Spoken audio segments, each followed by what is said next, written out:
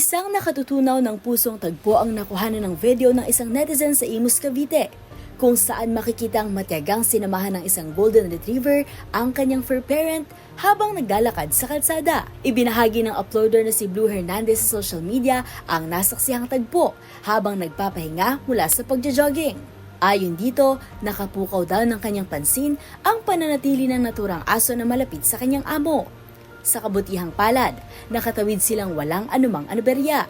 Dagdag pa nito, nakilala niya ang aso na pinangalan ng Mamba, na aniya ay napakabait at malambing. Iba raw talaga ang koneksyon ng mga hayop pagdating sa mga taong mahal nila. Ang post, umabot sa higit 154,000 hearts at 700,000 views sa TikTok. Para sa DZRH TV, ito si Mili Borja, una sa Pilipinas, una sa Pilipino.